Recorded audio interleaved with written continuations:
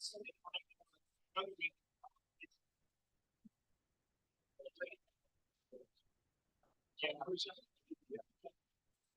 that's a good. That's like national language month. You think it's something like yeah. I kind of like the sort of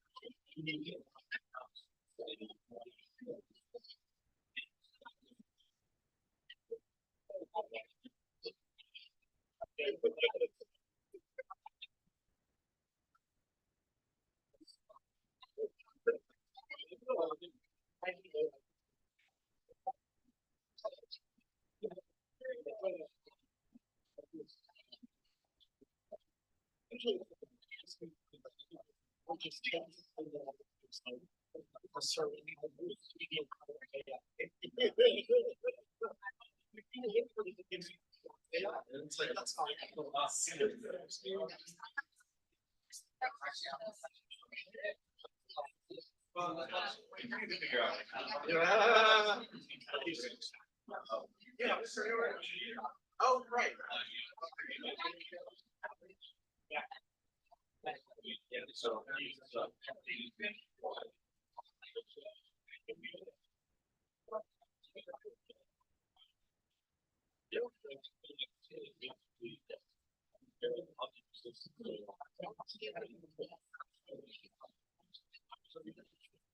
Oh, yeah.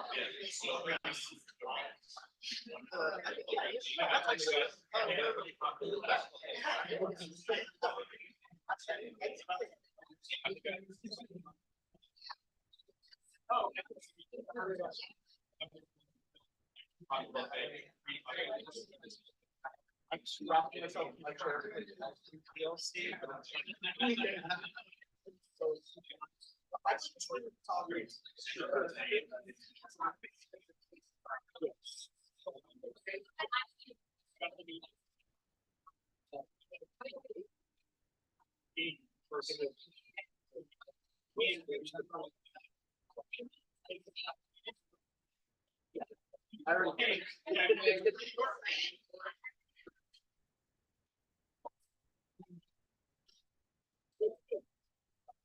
Yeah.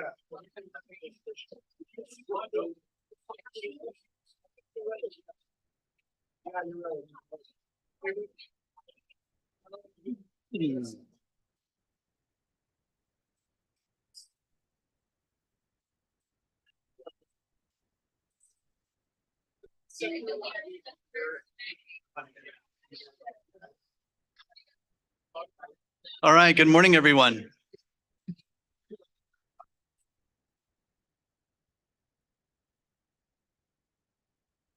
Okay, we're live. Everybody on live stream is waiting for us to start. Let's get started. Welcome. I'm Paul Brigner. I am the Vice President of Strategic Alliances at Electric Coin Company. We're the developers of the Zcash cryptocurrency. We are here today to share information and build a stronger crypto policy community and talk about pretty good policy for crypto. I want to thank you all for being here. I want to thank our supporters and sponsors that made this possible. This beautiful venue is made possible by Whip Tom Emmer and his staff. I want to especially thank, yes, please. Whip Emmer is just such an incredible crypto advocate in the house for us. Want to thank Lizzie Fallon, who's here. She's going to say a few words on his staff, as well as Christine Callahan. They've just been very helpful in allowing us to use this special venue. And by the way, we'll be back at USC next month. So this is just a one-time thing, but they really helped us out due to a scheduling conflict. Additional partners include the VanEck Digital Assets Initiative. That's VanEck Digital Assets Initiative, or VITA for short, at the University of Southern California, the Blockchain Association, Coinbase Institute, and my employer, Electric Coin Company. Please mark your calendars for our meeting next month on July 24th. You can see the full schedule of all of our future meetings that are scheduled at Luma/PGP for crypto. That's lu.ma/PGP for crypto. So let's get started. We have a lot to cover. Our first guest today is actually going to be Lizzie Fallon. I want to thank her again for helping to secure this space. So Lizzie, do you want to come up and just say a cup real quick, and then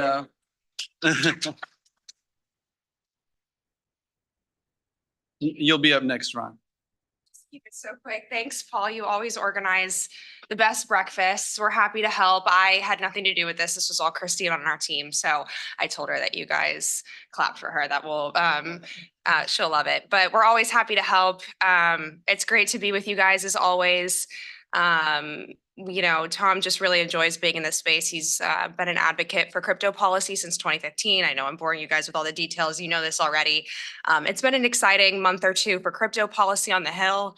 We've seen a lot of the work that we've done come to fruition. And we have a lot more to go in terms of pushing policy, fine-tuning policy, and getting it through the Senate. So we're just happy to help, happy to be here. Let us know how we can be supportive to you guys. And we always have an open door. So get in touch with us if we can ever be helpful. Thanks.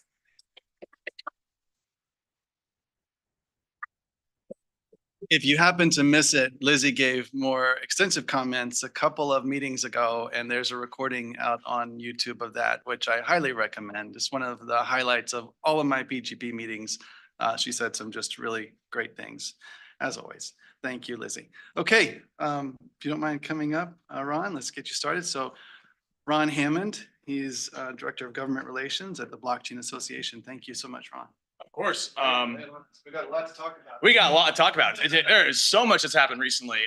And I do agree, Lizzie, thanks for all your work. And love your speech last time too. No memes, unfortunately. I'm still working on the memes. The Q2 ends obviously next week. So stay tuned for the memes on Twitter. So, but yeah, there's a lot going on, obviously, in this space. And obviously a lot of the attention right now is on the Senate. We've had a lot of great momentum in the House with FIT 21 passing.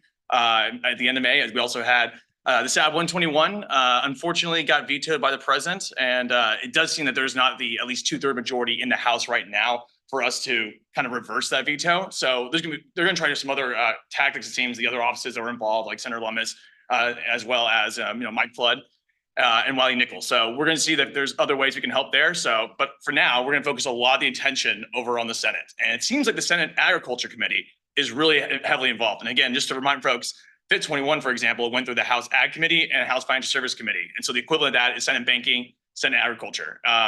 And for a long time, a lot of the conversation on crypto has mostly been in the Banking Committee. We had Landon when he was with Senator Toomey back in the day, but we had a lot of those hearings happening mostly on the banking side. And Senate Ag, for the most part, really hasn't dabbled their toes too much into the crypto space, except for 2 years ago. We saw the DCCPA, the Digital Commodity Consumer Protection Act. That was a bill that seemed a little more favorable on the centralized exchanges, but it really did lump in DeFi with a lot of those regs as well, which is why a lot of the industry as a whole, including a lot of centralized exchanges like Coinbase, were against that legislation 2 years ago. So fast forward now, there's reports that Senator Stabenow, who's the lead Democrat for the Senate Ag Committee, is working on a bill. So we don't know the full details yet. I'm sure we'll hear about it pretty soon. But regardless, it seems like she's working on an effort. It could be very similar to the DCPA. Again, we don't know. I'm sure we'll know more as time comes on. But there's a non-zero chance that we could have a market structure bill or votes in the Senate. Again, a lot of things can really mess this up because it's politics. Crypto is now an election issue. I'll get into that shortly. But overall, there seems to be things happening, at least in the Senate, behind the scenes. We're having conversations, but we do expect a pretty busy July. So, amid all the presidential debates that'll be happening next week, we also have the conventions next month as well. But crypto could possibly find itself back in the mainstream conversation. So while it seems a little quiet right now, rest assured, it's going to get busy soon. So, again, we'll have to see what the legislation says before, we get really excited because it can go in a lot of directions. But just flagging for folks, keep an eye on the Senate. And then quickly kind of more pivoting over to the elections here, because crypto is an election issue. That's kind of shocking. I never thought that'd be the case. But here we are with President Trump multiple times has said he wants to be the crypto president. He wants to be having all Bitcoin mining in the United States. Doesn't make sense. We also have the protect self-custody. I mean, these are like protecting self-custody, for example, like that's a really clear, explicit line that even folks in Congress on the Republican side, not all the folks are for pro self-custody, for example. So this is a really big movement from President Trump. And we're seeing the Biden administration feel the heat a little bit. And I think that's kind of why we've seen the exciting news that happened on Tuesday, which was that ETH, the investigation of the SEC being a security, was closed out. It seemed like that's a lot of the political pressure that got the ETH ETF over the finish line here. And a lot of that comes from both the momentum that the Congress is building on these bills, but also from the other presidential candidate saying a lot of pro things because he sees a lot of money, a lot of grassroots, and a lot of engaged voters here that have said in multiple polls that crypto is an important issue for them. So it is crazy time to here, but we do expect it to really pick back up, which is, again, we're in a pretty rare spot because right now, usually things are really quiet legislatively on the Hill, but crypto's got a lot of attention, a lot of momentum, and it's on the national stage. So is there a chance that crypto comes up in next week's presidential debate? I don't think so, but I have been wrong several times on this front. So we will see what happens here, but there's a lot happening. Are we doing Q&A or is it? I'm happy to Q&A for any folks quickly on this front, but yeah, a lot going on. So how can I help? Please wait for the mic. Yes. Anybody have any Q&A? Yes, great. As you touched upon on Tuesday or yesterday, the SEC tried to close that case about ETH not being a security, but that necessarily doesn't mean that they're classifying ETH as a commodity. Is that correct? That's correct. And Matt Corva, who's on the legal team for Consensus, he did make a long tweet thread, which I highly recommend looking at, but he kind of outlined, hey, look, the fights are still happening here. And this is not settled by any means. So, and again, we also have dozens and hundreds of other tokens to get to. And the question is, are we going to have like a case-by-case basis and have the status quo, or are we going to have, clear rules of the road via Congress and not have to have, waiting for a speech from the SEC or waiting for a tweet that says, something is a security or not. So having that bright line rule would be a lot more helpful than having to wait for these press releases. So But we're excited. And again, the momentum's there, but still a lot of legal fights to come. And there's, again, obviously a lot of legal cases still happening here that carry huge significant importance, both for the legislation, but also just for the industry as a whole. So definitely keep an eye on the courts because they do carry a lot of power here. Now, even though President Biden vetoed the repeal of SAB 121, it seems like there's a lot of political pressure, including the election, or because in large part of for the election, that the Biden administration is becoming more pro-crypto, or at least less hostile towards it. What are the chances that the Biden administration does push the SEC to repeal that rule just quietly? It's hard to, see right now. I know, again, the veto happened after the ETH ETF approval. So, we did see some political shifting that happened before the veto threat here. So the veto went away. So, it's still, there's a non-zero chance, I'll say, but at the same time, I think they might probably close that door shut here. So, and again, there's also the market structure bill that we take up a lot of the political attention too. So, I don't say 100% it's done deal, but it seems like that's the view right now. But obviously, political pressure has a strange way of making things happen for us. So, and it's weird to be on the other side of that. For a decade, crypto was on the other side of the political power and getting kind of railroaded with various pieces of legislation or various amendments or what have you. So it's nice to be on this side, but it's hard to map out. And again, actually, the one thing we have noticed too is that given crypto's prominence both in the election but also in Congress, it's kind of taken on a life of its own. It's a lot harder to steer. This is whatever Chuck Schumer decides, this is the time to have a crypto vote. Like, we are held to that almost. So that's a weird situation to be in because usually we can, telegraph things, but there's a lot of attention here. So we will see how that plays out. And the politics plays a major role now. Anything else? All right. Well, thank you guys very much and enjoy the rest of the program here.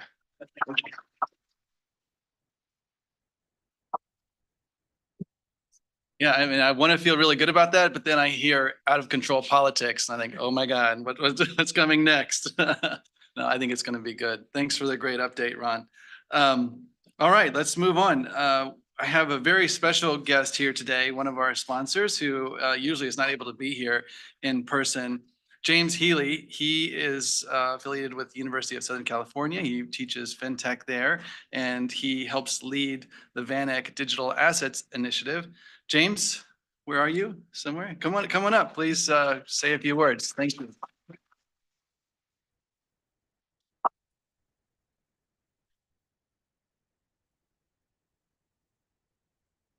Thank you, Paul. It's my absolute pleasure to be here in person.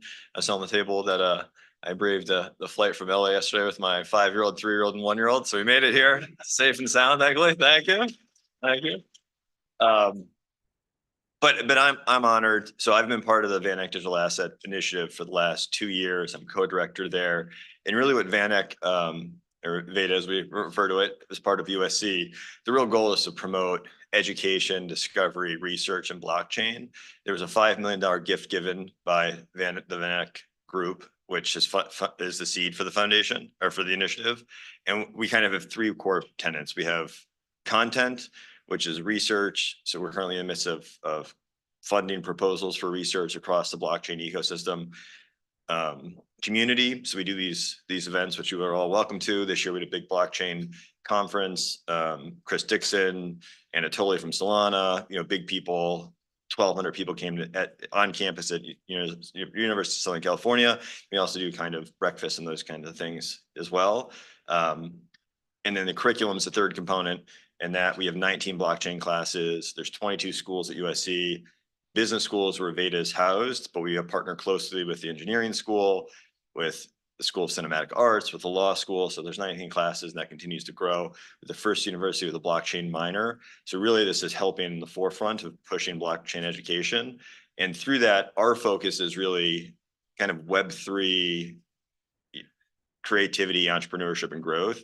As we look at USC, I think some people know here, based in California, that has been kind of a pillar of the university and where we look to grow. And blockchain fits right in with that. And technology and growth there is huge. And I think as we think about that, policy is a core component. So even though Web3 and on-chain analytics and all those things are where we focus our research, you can't do that without the policy. And this partnership with Paul has been really wonderful. USC has a new building in DuPont Circle, which I apologize for the scheduling conflict that we're not there today, but I'm glad that you're all able to do this there often. But that's a really big component of us. How does policy, interact with that and continue to grow? We'd love to partner with anyone as you all go through your research, through your endeavors, and figure out ways that we can support this community to, again, the rising tide lifts all ships in this case. So we look forward to being partners.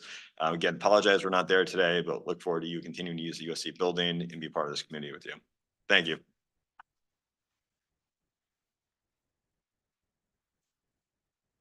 James, thank you for your leadership at USC and for your support of the PGP initiative. It really is instrumental in making this possible. So I'm glad to see you here in DC for a change. That's awesome. So now let's get into our roundtable updates. We have as our first featured speaker, Jeb Bell. He's the head of strategic insights at Project Liberty.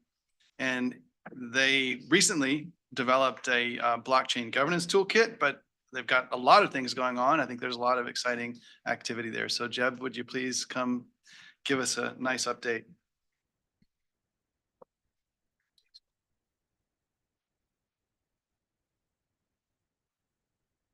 So thank you, Paul, for having me on behalf of Project Liberty, and it's great to be here. It's my first time, and first time in this room, which never existed in my reality before, so it's nice to be here.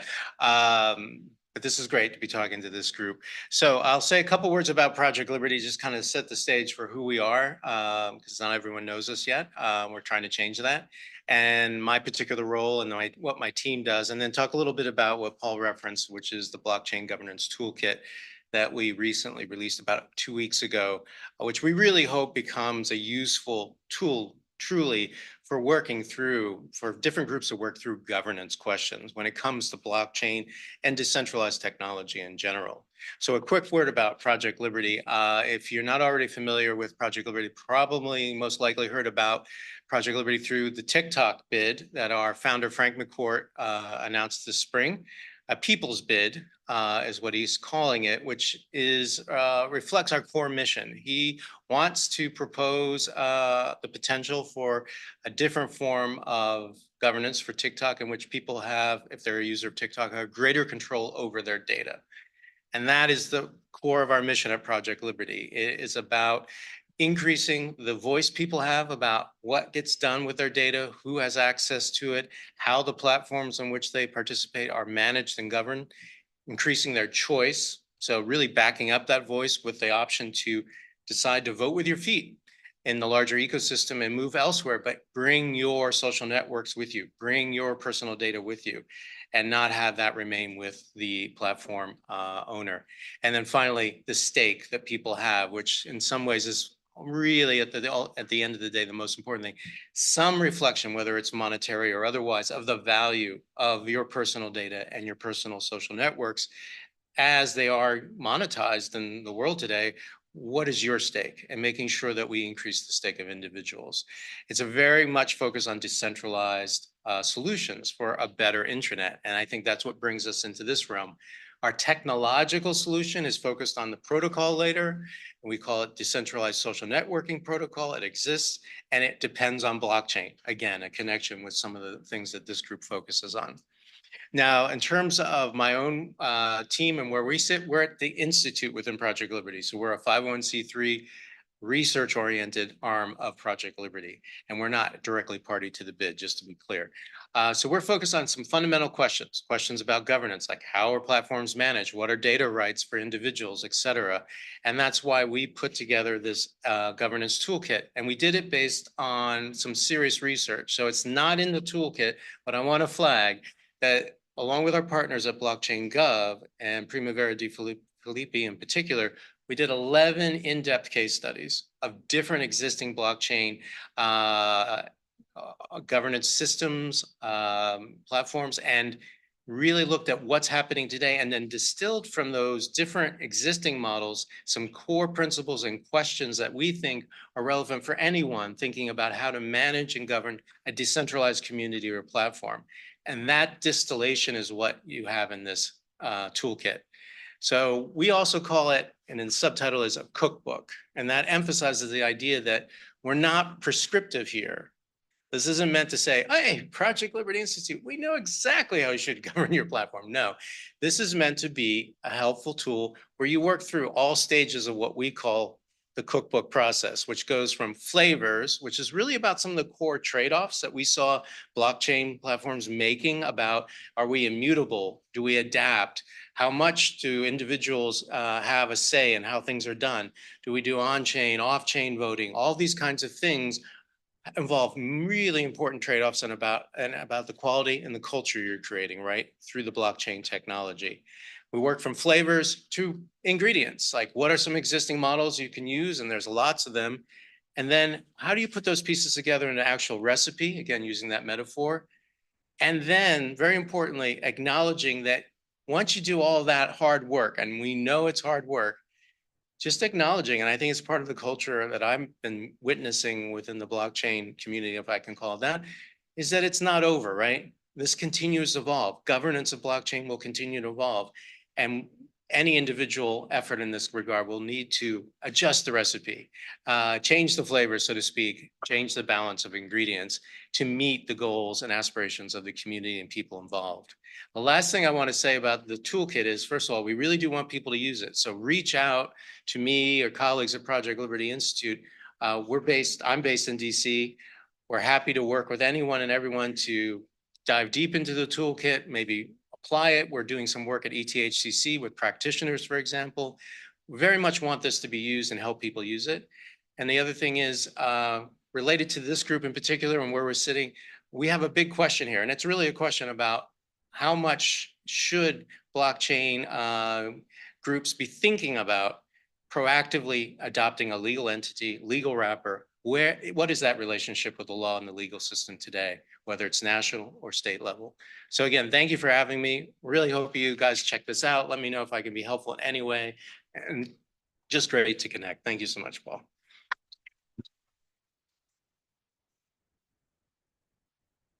Let's see if we have any questions for Jeb. Sure. I have a question. Is Project Liberty associated with Georgetown University and other universities? Because I think I heard that, and I just would like to Sure. make sure everybody is aware. So the Institute, again, the 501c3, that's the research arm is. And so we have relationships with programs and centers at Georgetown, Sciences Po, Stanford, MIT, Harvard, and now most recently ETH Zurich. And these are both policy oriented and also technological oriented. So it's a combination of looking to these institutions and programs within them for new tech innovation, but also really working through some of these governance issues. Yeah. I'm actually working my way through Frank and Michael Casey's book. I think I'm a couple chapters in, and what I've taken away from that so far is that the values there are very much aligned with the values of Electric Coin Company, and that is our slogan, which is privacy is normal. Do you want to just make people aware of that book if they're not already? Yeah, absolutely. So Frank McCourt and Michael Casey, our founder and a very experienced journalist in this realm, wrote the book, Our Biggest Fight. It came out in March. Highly recommended. Thank you, Paul, for flagging it. It really communicates the philosophy of Frank McCourt, our founder, and really lays out, again, the core mission, which is very much about privacy is normal. I mean, Frank has really come in his own way to the conclusion that what we're talking about, I will say data and data rights matter, but he really emphasizes personhood. And he really doesn't think that people should be separated from what now is an integral component of who they are, which is their digital footprint and all the data that's online about them. And so privacy is normal. That is you. You are a person. And to bifurcate that just by kind of an organic extension of how the technology's evolved is not okay, and that we need to address that. And he has also said to me that there's a big policy gap in his view. Policy has not kept pace with technology, and this is why a group like this exists in part. So very much aligned, absolutely. Thank you. Do we have any other questions? All right. Thank you very Great, much, Jeff. thanks.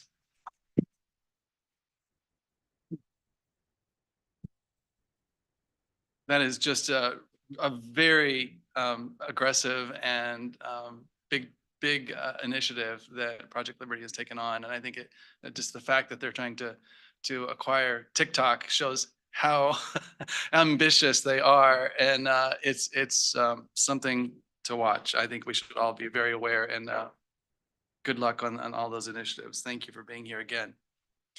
All right, let's get to some of our other speakers today. I'd like to invite Jack Sulloway. He's the policy analyst at Cato. He leads the financial, or works on the financial technology group there, and he has an update for us real quick.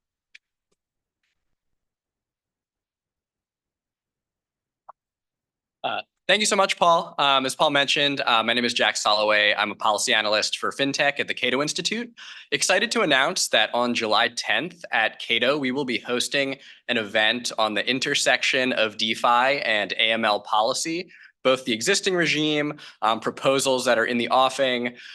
We really hope you can join us. We're really excited to have an all-star panel lined up, including a number of friends of PGP who have presented to this group before. And that includes Angela Angelovska-Wilson of DLX, Bill Hughes of Consensus, Eric Alston of University of Colorado Boulder's Leeds School of Business, and Michael Mosier of Arcturus.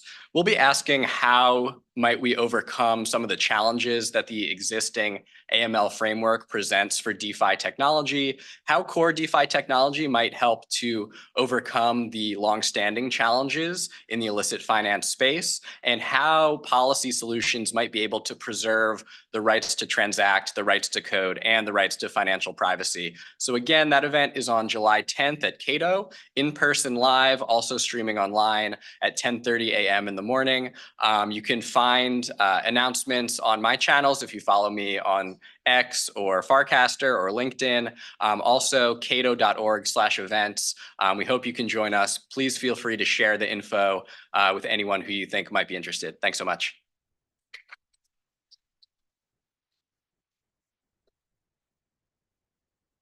Thank you very much, Jack. Cato just does great work in the crypto space, particularly on the issue of CBDCs. I think, Jack, your colleague, Nick Anthony, just released a book on the CDBC topic. So if you haven't seen that, you should check that out. I know that I've seen it on social media and other places, so I'm sure that's great material as well.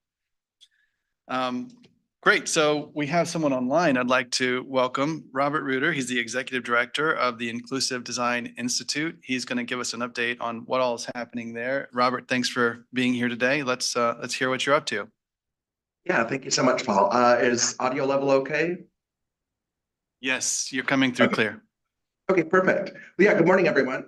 Thanks, Paul. Awesome breakfast as always. I'm bummed that I missed the pretty good pancakes, but I'm also a little disappointed that I'm not in a room full of friends, and instead I've got an empty room here at our incubator behind me. But in any case, good morning to everyone. Thank you for inviting me to speak. Welcome to new participants. Welcome to the new sponsors. Thank you very much. This breakfast has proven to be a cornerstone of the work that I've been engaged with in DC, because all of the participants that share the values of inclusive design tend to spend a lot of time in this room, right? I want to flash back a couple of years to Consensus 2022.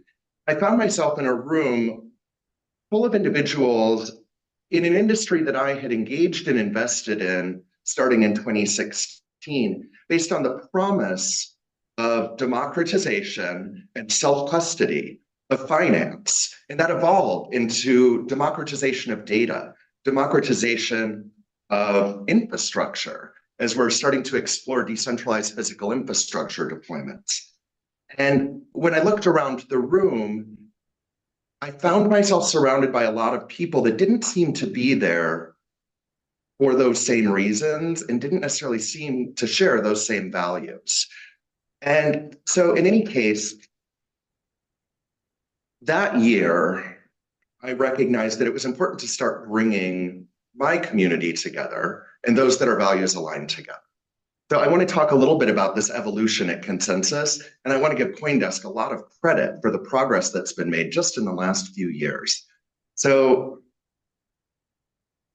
this year, we gave our inaugural Inclusive Leadership Award to Janelle McCann, because Janelle was instrumental in finding the values-aligned individuals within the organization that were focused more on the potential human impact of these technologies than they were focused on the money that they could concentrate for themselves. and the power that they could bring to their organizations. And this Inclusive Leadership Award recognized that Consensus over the last couple of years has made great strides to amplify the voice of the human and socio-technical perspective. So, and that includes the main stage presentations with Frank McCourt and Michael Casey in regards to the Project Liberty updates. So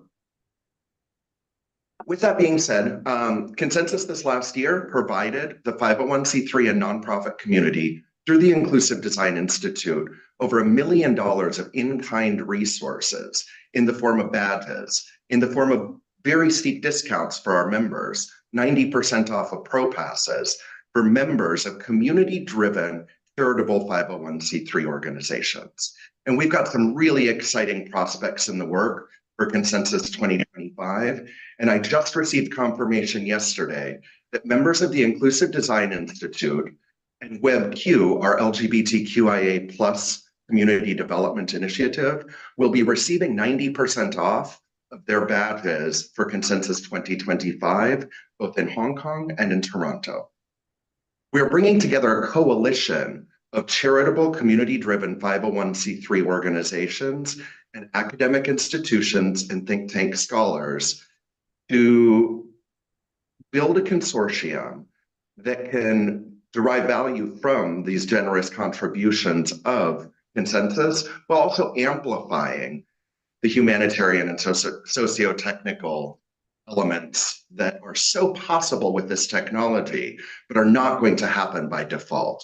If we do not design intentionally to include a broader base of users and a broader base of stakeholders, we are going to find ourselves developing systems that are unfortunately quite similar to the ones that exclude and oppress today.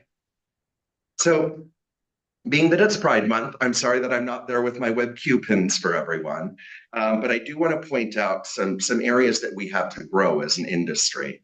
Association for Women in Cryptocurrency recently did a survey, and of the surveyed participants, 68% of LGBTQIA plus employees that work in digital assets reported unsafe working conditions as a result of their orientation. I'm going to say that again, 68%.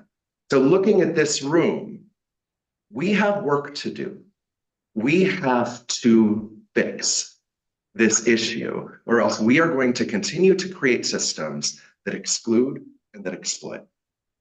So WebQ is a 501c3 organization. If I'm not mistaken, we are the only queer-driven 501c3 organization in the ecosystem. If anyone knows of others, please introduce us, because that's a coalition that we would be excited to participate in.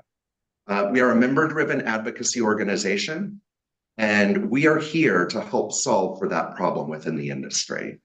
But that's a problem that we can't solve alone.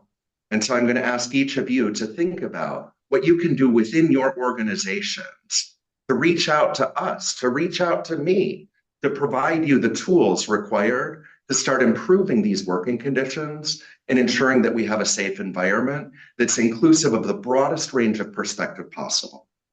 So we need you, and with this new support coming down the pipeline from CoinDesk, the cost of membership is eclipsed by the savings of the badges for those that participate in these industry conferences. If you represent a 501c3, either a learning institution or a community-driven advocacy org, please reach out. We're building a consortium where next year we will be able to provide pro passes for your teams at no cost. We will be able to provide meeting spaces for you to gather your community at no cost. And we'll be able to provide some discounted badges for the key stakeholders within your organization and your members. So thank you all so much. I look forward to doing this work with you. We have come so far, but we still have a lot of room to grow. Thank you.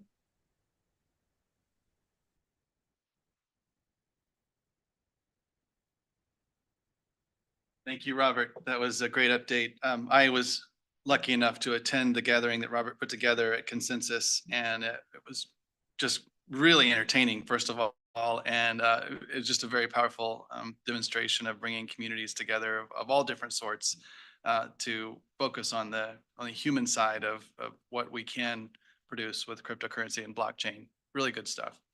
Any questions for Robert before we move on? Okay.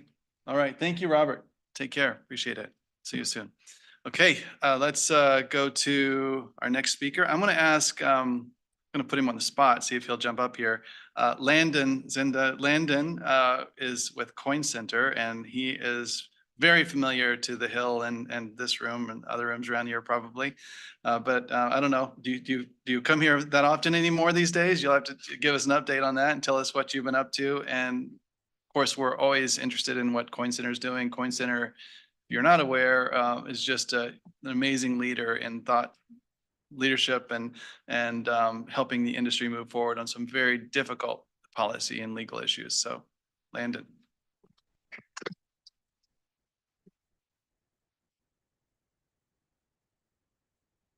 Hello. I really just wanted to be up here so I could do like the wave with myself. No, I love it. I love it. I don't know much for you all. I'm Landon Zinda. I worked on the Hill for the last like 8 years. I work at Coin Center now. We're a nonprofit think tank in DC dedicated to issues related to cryptocurrency. Everyone there has been there so much longer than me. They've been there for 10 years. And speaking of Consensus, we just had our dinner there at Consensus. If you haven't been, you're invited. You should come. It's a great event. It's the best thing at Consensus.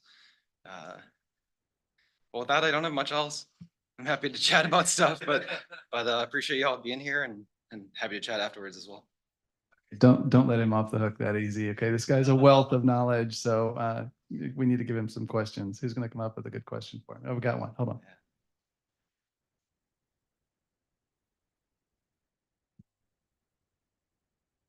All right, I'm gonna put your Senate knowledge to question here. So yeah, you're the Senate expert. What are your thoughts on the prospects of stabbing out, getting something done by the end of the year? How are you thinking about that? What do you think in terms of likelihood? Seems tough.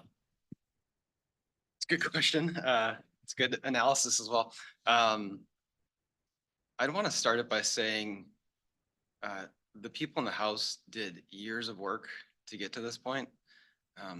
I was a very small part of that. Allison and Paul did a tremendous amount of work to get Fit 21 across the finish line. That was at least a 6-year process just to get there. And there's a lot of criticism after the fact, which is totally apropos for our industry. But I think it's a major milestone and something worth thinking about, reflecting on, and appreciating. So with that, it does go over to the Senate. There are some also very smart and talented people working on it there. They've been working on it for years as well. And it's tough. It's coming up on the election. There is some momentum, as Ron mentioned, but it's going to be tough. But that I started in the House because it is this multi-year effort, and just because if nothing happens this year does not mean that momentum cannot continue. So there's a lot of people putting in a lot of work and effort into it and taking a lot of input from everyone. And if you haven't provided that input already, they're happy to talk to you and include your thoughts. And that's how legislating work is coming to a compromise and trying to move something forward with a coalition of people that can agree on it. One more. Yeah, who are y'all gonna sue next? No, really though. If you could just give us like a brief update on what's going on with all of the myriad lawsuits and litigation and what's going on. Yeah, there's so many options. I say that as a joke and then go back and consider who to sue.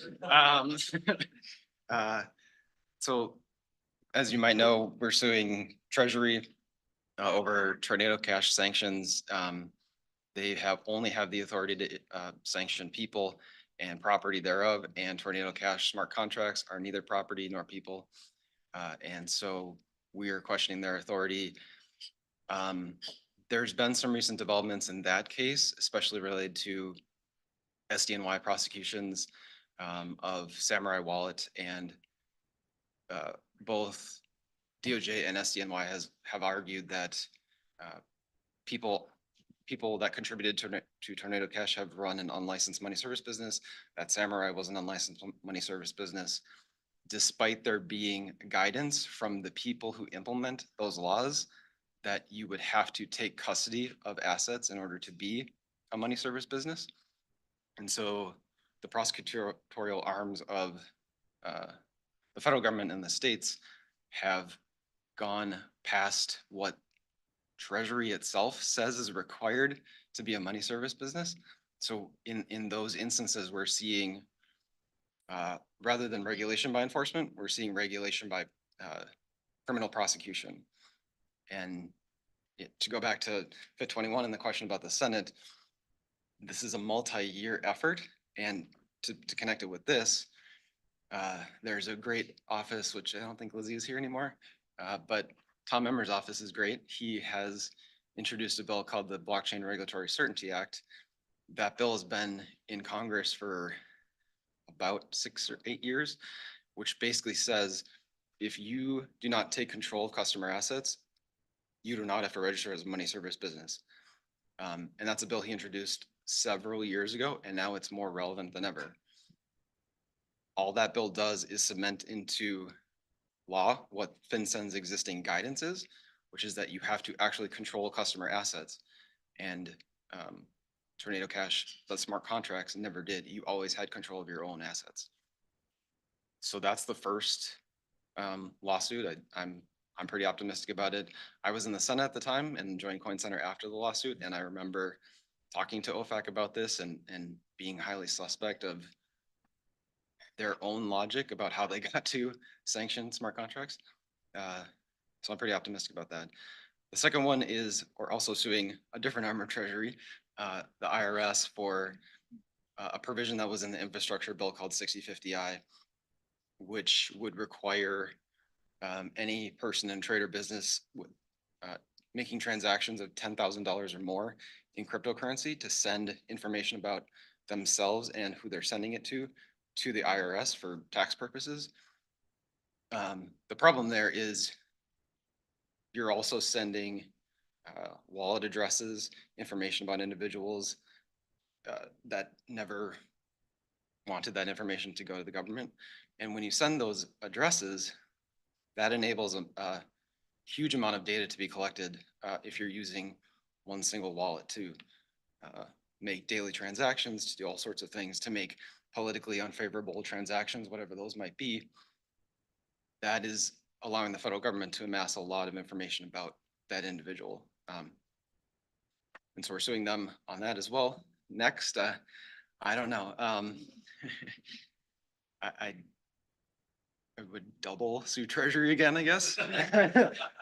Just over this summarized stuff and the stuff I talked about before, that it's a tremendously irresponsible way to run government, to have a body implement a law, provide guidance, and then to sue the people who follow that guidance under some different rationale that was never explained to them. So that's I think a topic that Coin Center would like people to focus on. One sec.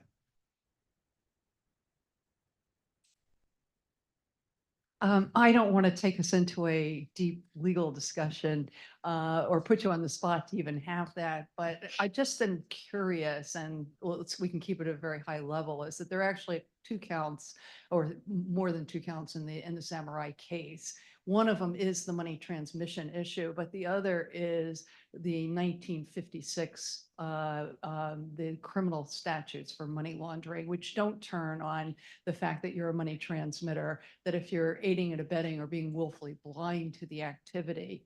And it seems to me that's the much more serious. And in the cases we've seen in the past, that's where ultimately, it's nice if they can get a 1960, the failure to be a money registered or licensed as a money transmitter, because it's a slam dunk. The proof level is a lot. It's non-existent. But on the 1956, that's really the if you're aiding and abetting or being willfully blind to the money laundering going through the system, that seems like a more serious case. And have you talked about, how you would position arguments against that? We definitely thought about it. I mean, you're right. Those are more serious charges and we don't have all the facts we will let that play out in the court. You're right that that's more serious. What we've focused on is some of the charges related to being a money service business and there, the law there is fairly clear and anyone can read it and look at the facts of what was happening there and see that they weren't a money service business. But you're right, for the other criminal charges, that's something that's gonna have to play out in court.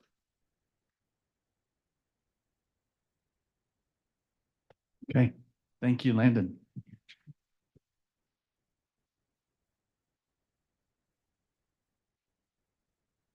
Point Center is just fantastic. They do such good work. Well, I tell you what, this is a kind of a rare occasion where we actually have time for impromptu updates, because typically my agendas are so full that we just don't have any time at all. But if there is anyone who would like to share any updates, you're welcome to. Luke, I'm looking at you because doesn't your organization have an event coming up? You want to share about that? This is Luke Hogue. Yeah. Yeah. Good morning, everybody. My name is Luke Hogue. I'm with the Foundation for American Innovation. We're a think tank here in DC focusing on tech policy, and I'm, among other things, our decentralization wonk, president of decentralization wonk. So we have a big conference coming up in San Francisco that will be in September 4th and 5th with a fun unconference afterwards. We'd love for everyone to come out. The theme is new reality, so we're kind of talking about the changing media landscape, the changing technical landscape, the changing political landscape, and kind of the whole realignment of culture and society. And there's a lot of discussion about decentralization, what it means from a technical standpoint, what it means from a societal standpoint, how we want to think about power, and how we want to build technologies that fit into that vision. I guess while I'm up here, additionally, we're currently running a symposium on social media and middleware and the ways in which we can use software to decentralize power in the social media landscape. We're doing this with Stanford Cyber Policy Center. We had a fantastic symposium out in Palo Alto, but if anyone is interested in that subject, the idea of how do we fix social media, how do we decentralize the power of large social media platforms, please come talk to me. You can find me pretty much anywhere on Twitter. Well, I guess X now, I hate this. Blue Sky, Mastodon, or you can just email me at luke@thefai.org. Yeah.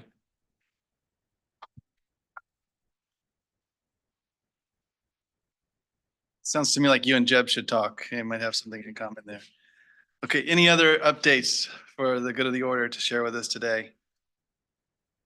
Don't see anyone else online. Well, if not, I'm going to give you a few minutes of your day back. And I just want to thank you all for being a part of the PGP for Crypto community. I'll see you on July 24th back at the DuPont Circle USC Capitol campus.